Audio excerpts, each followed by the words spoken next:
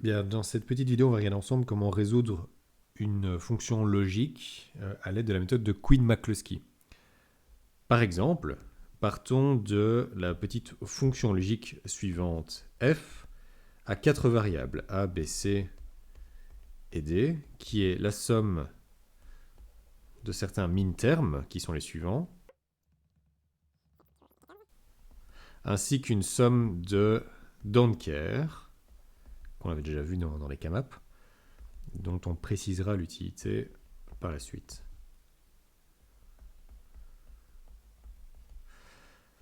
Le but de la méthode de Quinn-McCluskey est de regrouper des paires de termes qui sont à une distance de Hamming de 1 les unes des autres, exactement de la même façon que lorsqu'on constitue des n-cubes à l'intérieur d'une K-map. La première étape par laquelle on va passer va être de clarifier le codage binaire de chacune de ces valeurs décimales.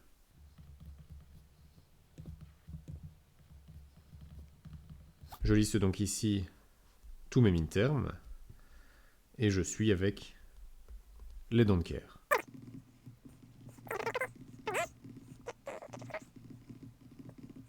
Très bien. La deuxième étape va consister à établir les groupements de base. Et ces groupements vont mettre ensemble les différentes valeurs binaires qu'on vient d'établir dans la première étape en fonction du nombre de 1 à l'intérieur de leur expression binaire. Par exemple, dans le groupe 0, on a la simple valeur 0. Je la coche pour m'indiquer que je l'ai mise dans un groupement. Dans le groupement 1, on va avoir la valeur 1 ainsi que la valeur 4, etc.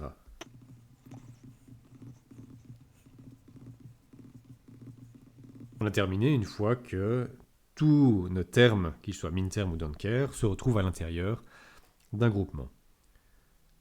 Ensuite, on va devoir, comme je le disais au tout début de l'exercice, faire des groupements en paires de valeurs qui sont à une distance de Hamming de 1 les unes des autres. Et donc, on regarde chaque élément de notre premier groupe, ici on n'en a qu'un seul, et on le compare à chacun des éléments du groupe suivant pour voir s'ils sont effectivement à une distance de Hamming de 1.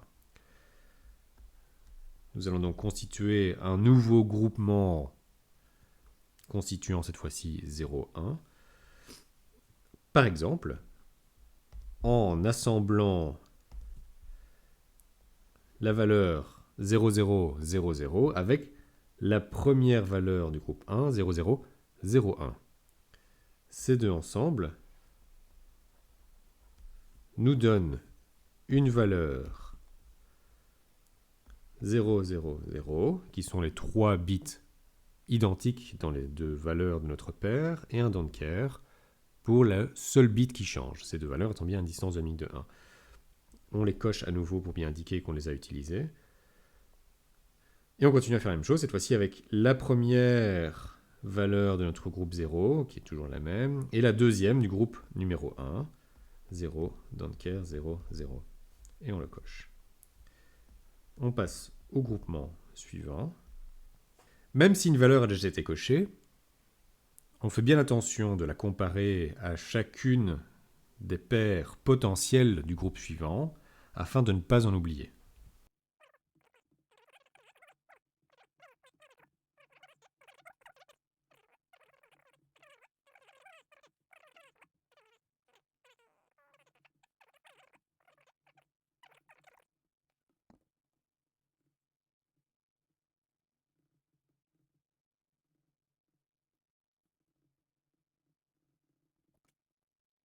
On continue.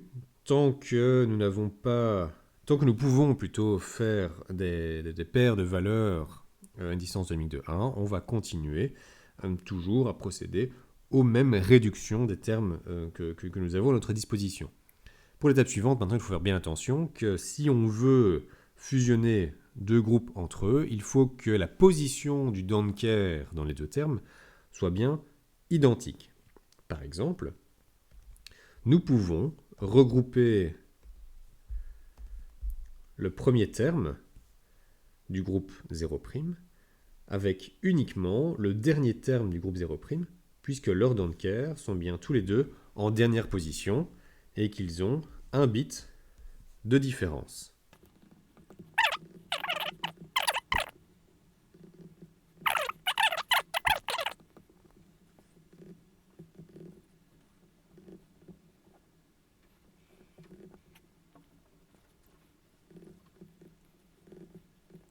Une fois toutes les paires possibles fusionnées et marquées, on peut voir que certaines paires n'ont pas été fusionnées avec un autre élément d'un groupe adjacent.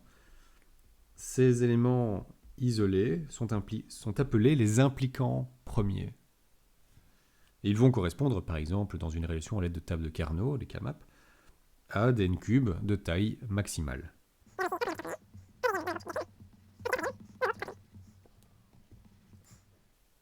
Dans notre dernier groupe, 0 secondes, 1 seconde et 2 secondes, nous ne pouvons plus effectuer de fusion entre les différents termes qui sont proposés.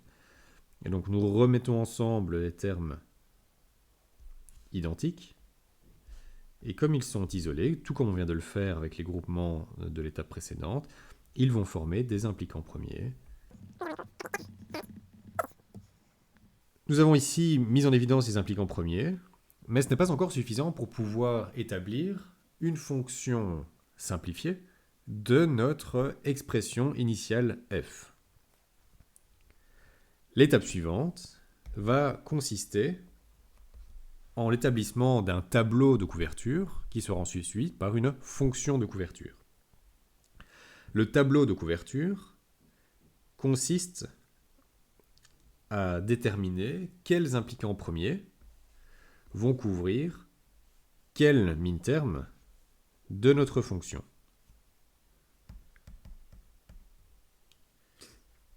Nous aurons donc les différents min-termes, et donc tout comme c'était le cas pour les K-map, l'expression des don't care que nous avions au début de l'exercice n'est pas utile pour la résolution finale, pour l'équation de couverture, mais nous servent simplement à pouvoir faire des groupements plus avancés et avoir des termes d'impliquants premiers qui sont davantage simplifiés. Nous avons notre impliquant premier I1, I2, nous allons faire ça de façon un peu plus simple. Hop. I1, I2, I3, I4, I5 et I6. Il s'agit à présent simplement de cocher quel impliquant premier coche quelle valeur. Notre impliquant premier IP1 avec une expression don't care 1, 0, 0, c'est-à-dire qu'il va couvrir les valeurs 4 et 12, qui sont toutes les deux des min-termes.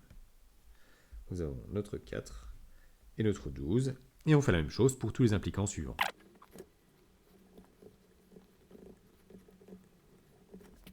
Ceci étant fait, nous pouvons passer à l'équation de couverture. Cette équation de couverture nous permet de déterminer quelles vont être les différentes expressions possibles pour notre fonction finale. Pour la constituer, on regarde une ligne à la fois. On va par exemple ici mettre en rouge. Hop. Nous avons un I4 et d'autres éléments sont aussi nécessaires pour couvrir notre couverture. Nous avons besoin de I4 et de I4 ou I5 et de I1 ou I4. Et je pense que vous avez compris l'idée. Il s'agit à chaque fois de déterminer la somme des implicants premiers qui couvrent chacune de nos lignes, c'est-à-dire chacun des min-termes de notre expression initiale.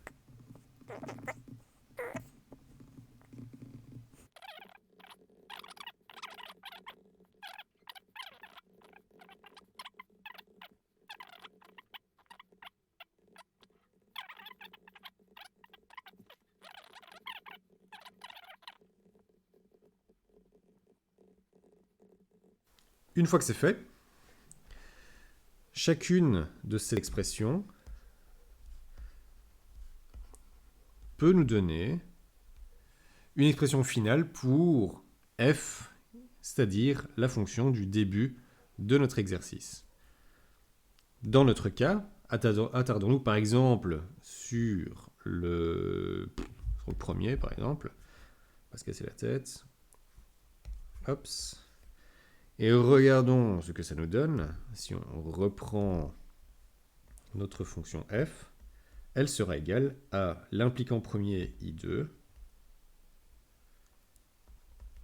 I4 plus I5. C'est-à-dire, si je reprends l'expression de ces différents impliquants que nous avions déterminés tout à l'heure, I2, par exemple, aura pour expression A, B, le C n'apparaît pas puisque c'est un don't care, D' puisque c'est un 0.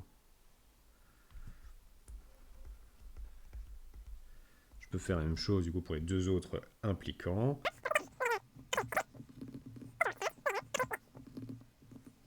Cette expression finale est donc une des 4 possibilités pour notre fonction f. Et si on veut faire un petit parallèle avec les K-maps pour terminer, on peut voir, tout d'abord en construisant cette K-map. Une fois qu'on a rempli la K-map avec nos min-terms et don't care du début de l'exercice, que les différents termes que nous avons trouvés correspondent effectivement à 3n³ permettant d'effectuer une couverture minimale de notre fonction f. Nous avons notre n³ ABD avec C21 ici. Nous avons le petit n³ A'C' qui va se trouver ici en haut à gauche. Et le dernier, A'D, qui est en plein milieu, afin de couvrir le dernier 1 qui nous manquait.